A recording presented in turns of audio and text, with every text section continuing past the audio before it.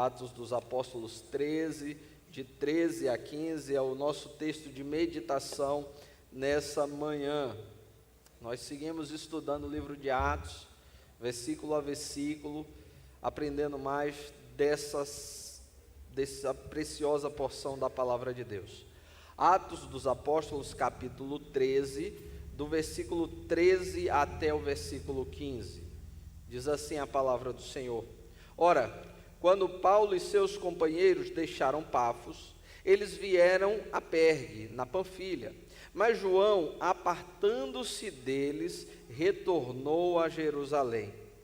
Mas quando eles partiram de Pergue, chegaram a Antioquia da Pisídia e entraram na sinagoga no dia de sábado e assentaram-se. E após a leitura da lei dos profetas, os líderes da sinagoga lhes mandaram dizer: Homens e irmãos, tendes alguma palavra de consolação para o povo? Falai. Vamos orar? Senhor nosso Deus, Pai santo e eterno, obrigado, Senhor, porque a Tua palavra está diante de nós. Nós pedimos, fala conosco, Pai, em nome de Jesus. Amém. Pode sentar, meu irmão, minha irmã.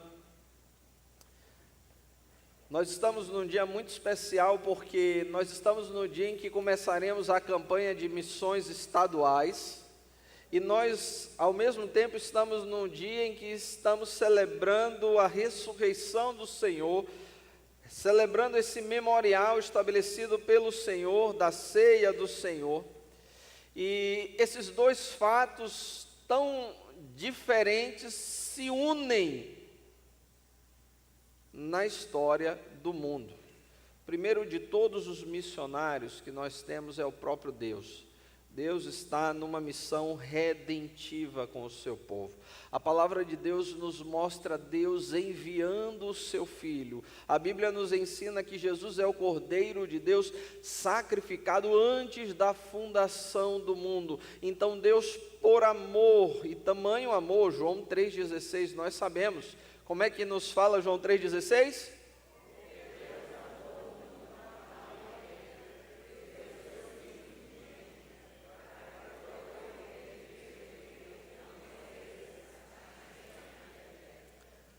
Está melhor do que mais cedo, mas pode ser melhor, porque esse aí é uma versão só. Vamos lá? Porque Deus amou o mundo de tal maneira...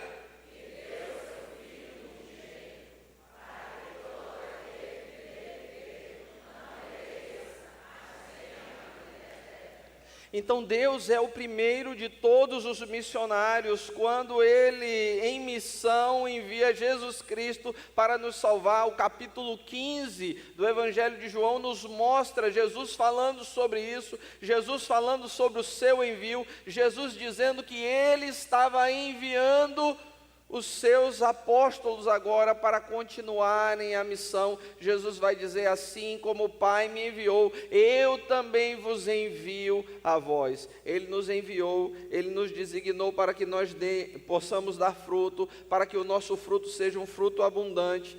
E nós fazemos missões porque nós entendemos esse princípio da palavra de Deus. O mundo precisa ouvir a palavra de Deus, o mundo precisa conhecer a mensagem da salvação, o mundo precisa saber que Deus é um Deus de amor, Deus é um Deus reconciliador, e como ministros do Senhor, estamos trabalhando neste mundo, todos nós, como missionários do Senhor, pela reconciliação deste mundo com o nosso Salvador, com o nosso Deus Todo-Poderoso. O Senhor criou o mundo, o Senhor criou a humanidade, o Senhor criou-nos para o louvor da glória do seu nome, mas todos nós caímos em pecado, todos nós pecamos, todos nós nos afastamos de Deus, todos nós seguimos um caminho de distanciamento do Senhor,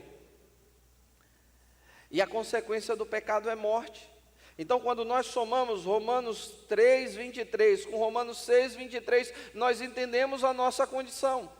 Romanos 3:23 vai dizer: porque todos pecaram e destituídos estão da glória de Deus. Romanos 6:23 começa dizendo: o salário do pecado é mas Deus está em missão nesse mundo. E Romanos 6:23 não termina na morte, mas termina na vida. O salário do pecado é a morte, mas o dom gratuito de Deus é a vida eterna em Cristo Jesus. Deus tem um presente, Ele quer dar esse presente. E por isso nós estamos em missão, por isso nós somos missionários, por isso nós fazemos missões. Nós batistas entendemos desde cedo que a salvação é um dom de Deus, mas precisa haver conversão para que haja salvação.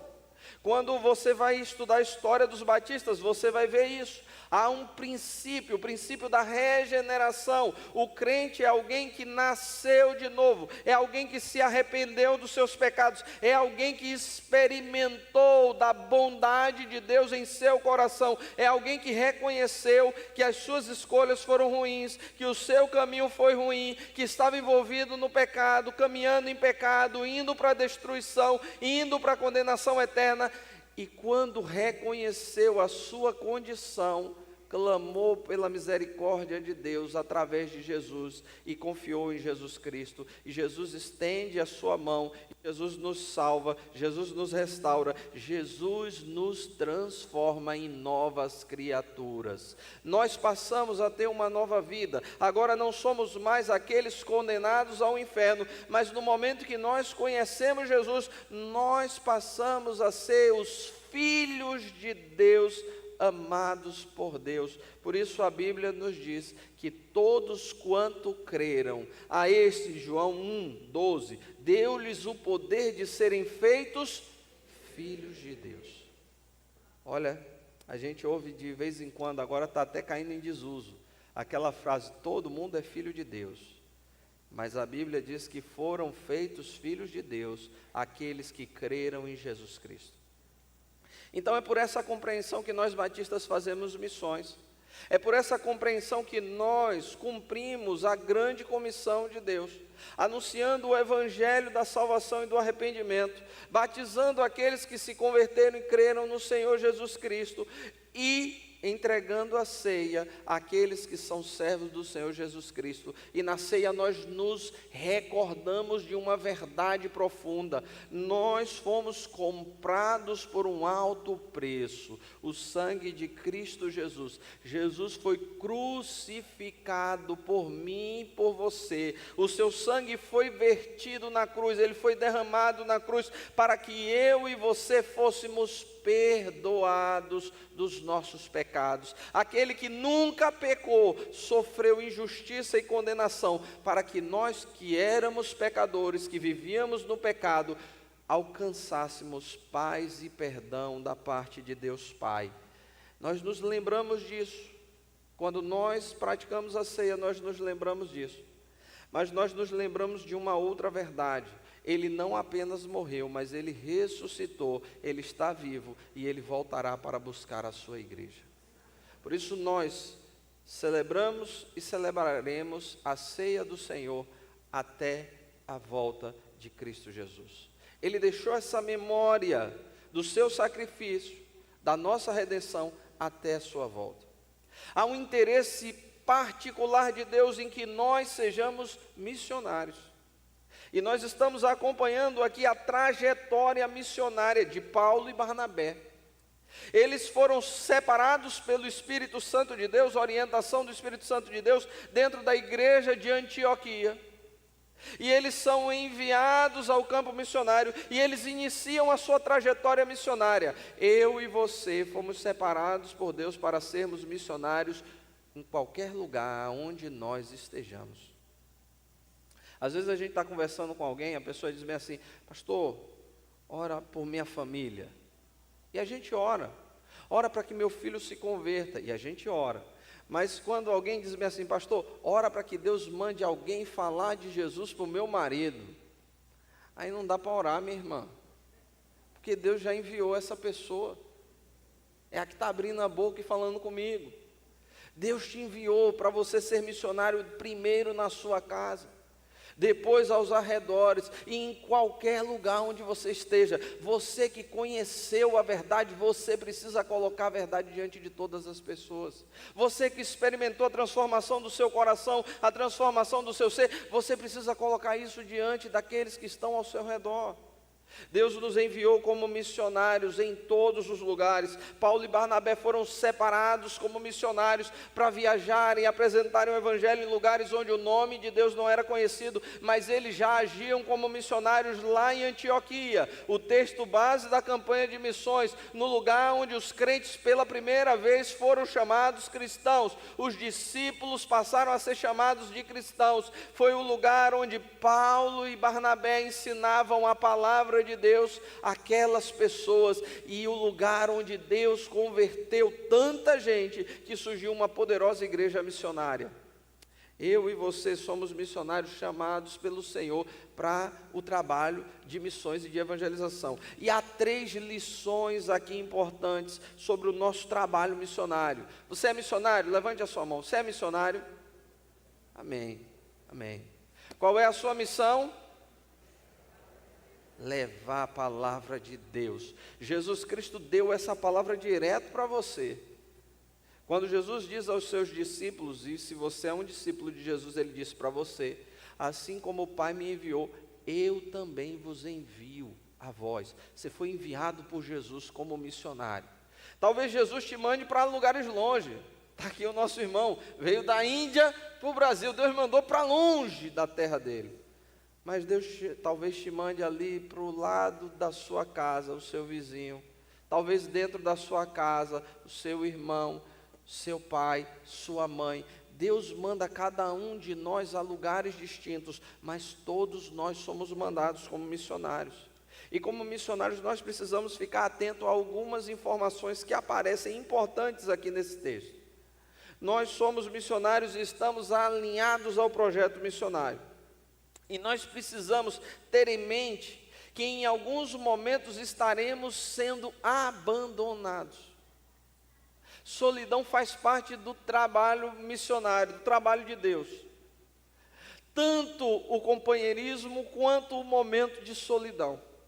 Às vezes nós ficamos frustrados porque não encontramos o ambiente perfeito. Nós queríamos contar com uma pessoa. Aquela foi a pessoa que a gente idealizou. Ela tem a formação, ela tem as habilidades, ela tem o conhecimento, ela tem a experiência. Mas quando nós procuramos essa pessoa, ela de repente diz para a gente que tem outros afazeres, que está cansada, que não tem tempo, e ela nos abandona. Então, às vezes, no trabalho missionário, nós seremos abandonados. É o que nós encontramos acontecendo aqui. Paulo vai com Barnabé, e é interessante porque a narrativa era Barnabé e Saulo, até aqui. Agora a narrativa muda e passa a ser Paulo e Barnabé. Saulo doravante será chamado Paulo, e agora ele é o primeiro nome, porque ele está liderando a caravana, e nesse processo de liderar a caravana, ele tem a primeira perda. Marcos desiste da viagem missionária e volta para casa, volta para Jerusalém. Meus irmãos, é fato que às vezes a gente olha para o lado e a gente vê gente que a gente achava que era o arrimo, desistindo e ficando pelo caminho. Gente que a gente botava muita expectativa, que a gente admirava muito, desistindo e ficando pelo caminho, e faz parte do projeto de Deus. Nós precisamos aprender a confiar no Senhor em toda e qualquer circunstância. Nós temos uma tendência de confiar nas pessoas, mas nós precisamos aprender a confiar no Senhor. Alguns anos atrás eu li o diário de orações do George Miller. Que livro fantástico deu aquele diário de orações. Você já ouviu falar do George Miller? Quem conhece o George Miller? Pronto. Então, para você que não conhece o George Miller, deixa eu te apresentar. George Miller era um pastor na Inglaterra, em Bristol.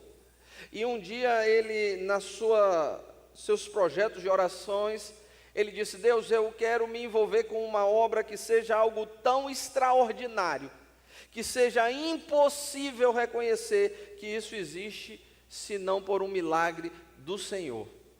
Então, com isso em mente, ele resolveu trabalhar e criar um orfanato, para abrigar crianças. E nós fazemos campanha de missões. Mas o George Miller teve uma ideia brilhante. Ele nunca pediria uma oferta sequer para a obra de missões. Todas as ofertas seriam um ato voluntário do povo de Deus para a obra do Senhor. Então George Miller começou um movimento de orar a Deus por cada momento, sem falar com as pessoas. Em alguns momentos no diário ele diz, as pessoas procuravam ele e diziam bem assim, o orfanato está precisando de alguma coisa? E ele dizia, a despensa não tinha nada. Mas eu disse a Deus que eu não pediria. E eu dizia, estamos bem, Deus está provendo tudo que nós temos necessidade. Aí ele dizia que as pessoas diziam bem assim, mas mesmo assim eu vou dar uma ajudinha. E aí mandava o dinheiro, e era o dinheiro que precisava, porque não tinha comida nenhuma. E o George Miller começou esse movimento de oração, e Deus foi levantando pessoas em vários lugares. Meus irmãos, o George Miller em algum momento chegou a ter 3 orfanatos, sustentando, dando comida todo dia, sustentando 10.000 crianças. Você sabe o que é dar comida a 10.000 pessoas todos os dias? Sem dinheiro do governo, sem ajuda de ninguém. E foram muitos momentos de aperto. Mas o George Miller, em determinado momento do seu diário, ele vai contar de que ele tinha um colaborador que sempre ajudava ele, e havia uma despesa alta que ele precisava assumir numa parte da obra de construção. E esse colaborador disse a ele, olha, eu vou mandar um dinheiro para resolver tal situação, porque eu passei aí, eu vi que vocês estão precisando, e eu vou mandar aquela soma de dinheiro. E ele disse que passaram-se alguns dias, chegou o dia do dinheiro, e o dinheiro não foi entregue. Ele continuou a orar e a dizer a Deus que ele esperava aquele recurso, o recurso não veio. E ele faz uma observação no seu diário, louvado seja Deus, porque faltou-nos esse dinheiro. Deus está com isso me ensinando, que eu não devo confiar em ninguém além de somente Ele mesmo. As pessoas erram e falham, mas o Senhor permanece fiel.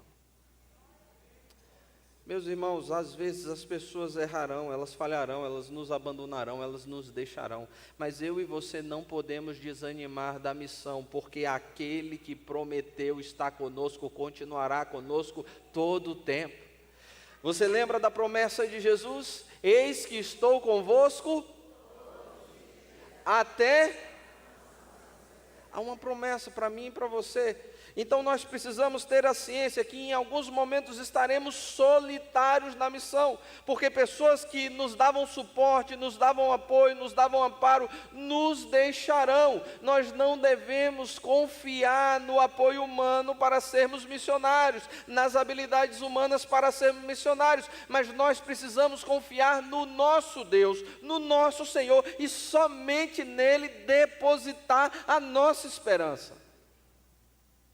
Quantas vezes a gente olha para pessoas e elas são um modelo para a gente, e nós as admiramos, mas depois de um tempo a gente descobre coisas erradas, e a gente fica triste, infeliz, frustrado com isso. Deixa eu te falar um negócio, ainda que as pessoas falem com você, ainda que as pessoas te abandonem nos momentos de grande necessidade, Deus não falha, Deus não nos abandona, Ele está sempre conosco em todos os momentos. Primeira lição no nosso diário de bordo de anotações é: em alguns momentos, alguns nos abandonarão, nem todos chegarão ao final da carreira conosco. Eu estava esses dias dando uma olhada em algumas fotos e olhando as fotos de formatura. Primeiro, o desafio, eu fui parte da turma que sofreu uma fusão, o seminário tinha manhã e noite, então houve uma fusão, e a minha turma de 60 pulou para 113 alunos. Éramos 113, uma turma enorme. Mas no final só formaram 20 e pouquinhos, então você tem um monte de gente que ficou pelo caminho. Dos 20 e pouquinhos que formaram, alguns desistiram do ministério e não seguem o ministério. Outros o Senhor já levou. Eu comecei a olhar e eu vi que já tem 3 colegas meus que Deus já levou para estar com Ele. E aí eu comecei a entender que eu estou chegando né, Jonatas? A gente está chegando na linha, né, a linha de frente. Aí tem gente que olha para mim e fala assim, ó, meus irmãos, a gente não sabe do dia de amanhã não, tá? O que eu sei é que eu já estou no alto da colina descendo a ladeira. Porque a Bíblia diz que a vida do homem são 70 anos, não é isso? Aí tem gente que é mais robusta, ultrapassa os 70, né? Mas faz uma conta comigo, metade de 70 é quanto? Então, quem passou dos 70 é hora extra, mas a metade é 35. Eu já cheguei nos 43, então já comecei a descer. Eu espero fazer hora extra. Tem gente aqui que está fazendo hora extra aí, que a fila, né? Irmã Maria ali, ó, fila, o pessoal já esqueceu dela na fila, né, irmã Maria? Ela está dando risada. 94 abençoados anos, vem sozinha para a igreja, vem para todos os cultos. Tem dias que eu estou vindo aqui para a igreja, um dia desse estava vindo de manhã, tirei uma foto dela, porque ela estava vindo para a igreja de manhã cedo, chegando antes de mim, 94 anos abençoados. Mas alguns Deus já levou para si, alguns desistiram do ministério. E a validade está vencida, né, minha irmã? Mas a sua validade é longa. Meus irmãos, Deus já levou alguns, mas Ele continua conosco sendo fiel, Ele continua sendo o mesmo Deus. Ele continuará conosco quando os nossos companheiros nos deixarem. O apóstolo Paulo, escrevendo a 2ª carta a Timóteo, finalzinho dessa carta, ele começa a relatar a Timóteo uma experiência amarga que ele teve na sua caminhada. Paulo, que é conhecido como um homem de amigos, de caravanas. Paulo cita amigos em todas as suas cartas. Paulo sempre estava cercado de companheiros, aprendeu com Barnabé isso e ele sempre seguiu esse rumo. Aí ele escreve a 2ª carta a Timóteo, o último capítulo, ele vai dizer bem assim: na minha primeira defesa, todos me abandonaram, mas o Senhor me ajudou. Deus está conosco, mesmo quando todos nos abandonam. Deus não desiste de estar conosco, e é nessa certeza que nós devemos seguir até o final a nossa missão. Segunda lição que nós temos aqui é que se nós somos missionários, nós precisamos ir para o lugar onde as pessoas estão. Presta atenção, eles chegaram a Antioquia da Pisídia, não confunda Antioquia da Síria, de onde eles saíram, para Antioquia da Pisídia, onde eles estão chegando. Eles chegaram em Antioquia da Pisídia, e lá eles buscaram a sinagoga, que era o lugar onde as pessoas iam se reunir. Eu e você, como missionários, precisamos sair desse negócio de ficar atrás de um celular, de um computador, de uma máquina, o dia todo, e precisamos ver gente, conviver com gente, respirar gente. Se nós somos missionários, nós precisamos gostar daquilo que Deus gosta. Deus gosta de gente, Deus gosta de pessoas, e nós precisamos gostar de gente, gostar de pessoas. Dá trabalho? Dá, meu irmão, mas tudo que é bom dá trabalho, meu irmão. Você acha que vai ser fácil? Eu ouço direto, né? Principalmente, irmão Bebeto, quem é comerciante geralmente diz: onde tem gente, tem problema. Isso aí, toda vez que eu encontro alguém que é comerciante, meu irmão, eu ouço essa frase. Porque os comerciantes estão convivendo com uma diversidade de pessoas enorme, tanto de gente que trabalha com eles, como de gente que está vindo adquirir produtos. Então eles já fizeram essa percepção. Mas assim como gente é essencial para o negócio de um comerciante, já pensou um comerciante que não tem ninguém por perto? O que é que vai acontecer com ele? Ele vai falir, ele vai à ruína, bancarrota. Do mesmo jeito, meu irmão, se a gente quer ser missionário, mas a gente não convive com pessoas, a gente não está no meio de pessoas, a gente não está no ambiente onde as pessoas estão, a gente vai falir, a gente não vai cumprir a nossa missão. Eu sei que nós temos cada vez mais sido orientados pela nossa cultura, pela tecnologia, pelo nosso mundo atual, a nos afastarmos das pessoas e do ambiente onde elas estão. A gente fica agora pelo celular. Eu já disse aos irmãos da minha surpresa quando eu fui para uma cidadezinha do interior, que é pequenininha, Aí eu chego lá na praça, não tem ninguém, porque o pessoal está na cidade falando pelo Facebook uns com os outros, falando pelo Instagram uns com os outros, falando pelo WhatsApp uns com os outros, e eles não vão mais para a praça. Gente, a cidade é minúscula, mas o povo não sai mais, dava para ir a pé na casa de todo mundo. Eu lembro quando eu era criança, a gente vivia na rua. Meu castigo, quando meu pai queria me fazer um castigo de verdade, para eu passar mal, meu pai dizia, vai passar um mês sem ir na rua.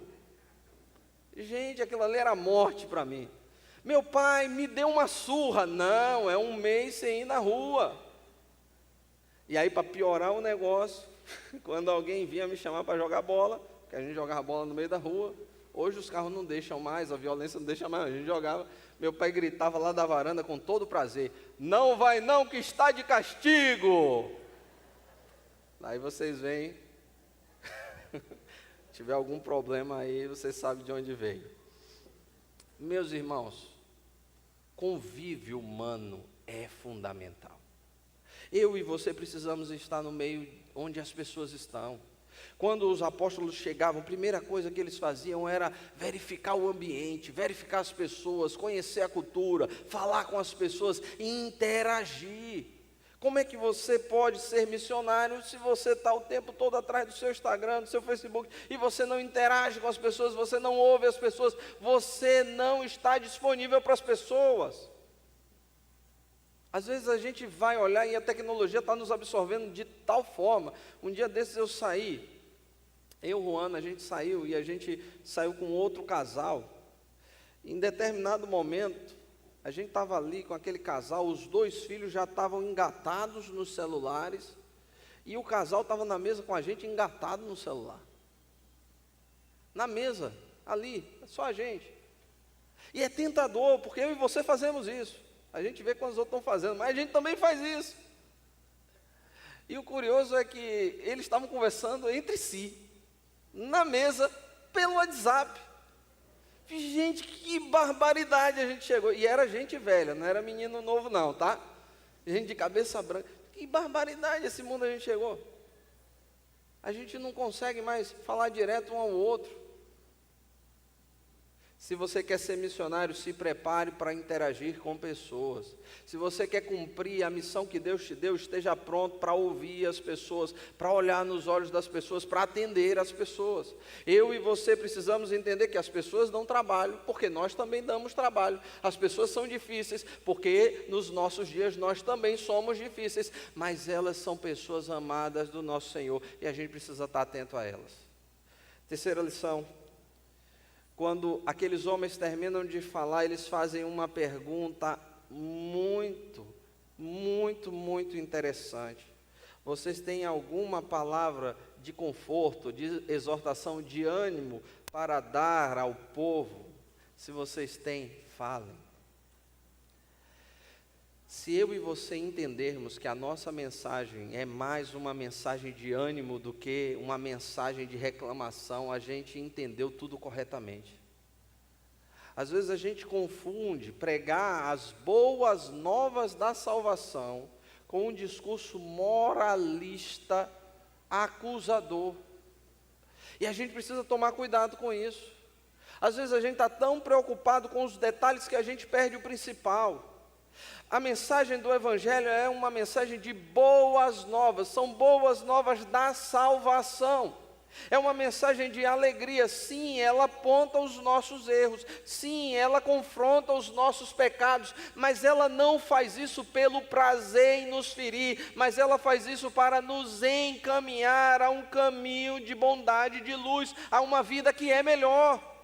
Se eu e você só sabemos olhar para as pessoas e acusá-las, se eu e você agimos como se fôssemos um promotor dentro de um tribunal, nós não entendemos qual é a nossa missão.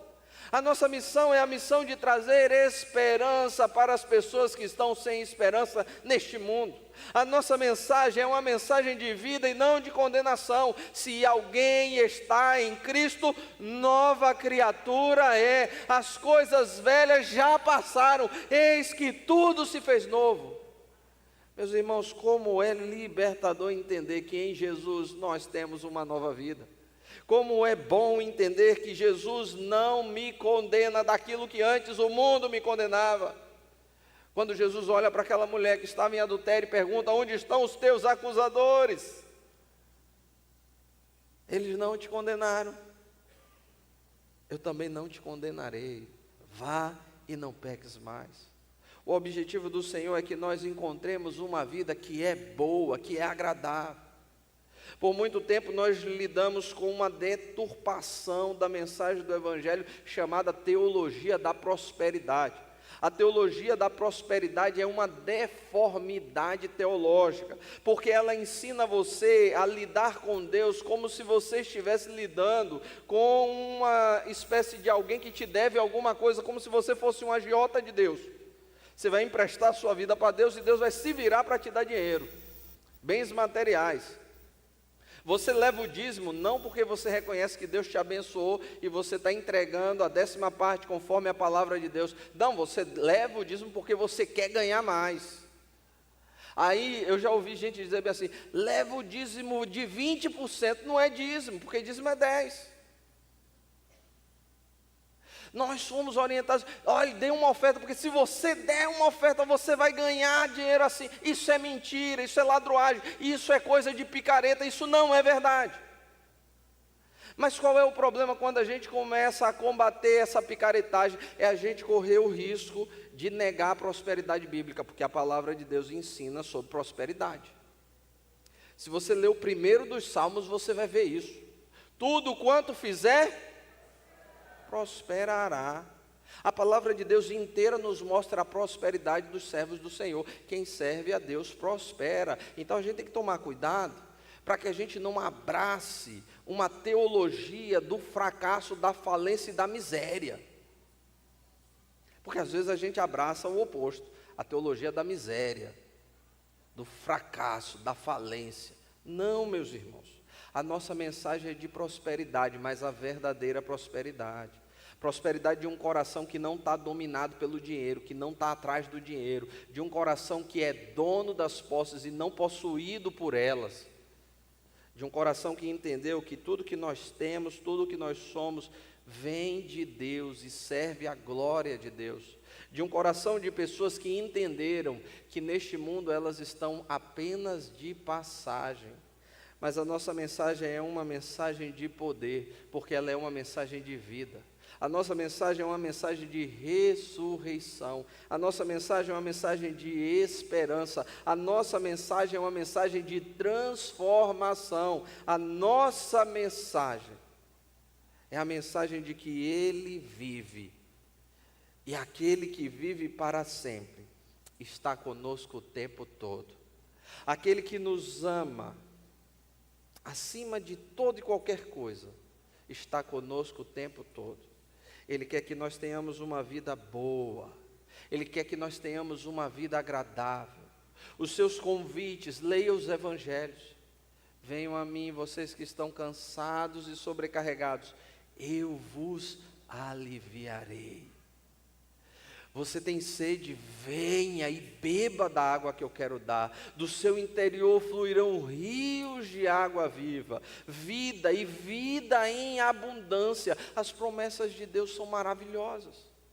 As promessas do Senhor são de paz, de vida, de prosperidade, de alegria. Mas não pautadas nas coisas desse mundo, mas pautadas nele. Então nós temos algo a acrescentar ao povo.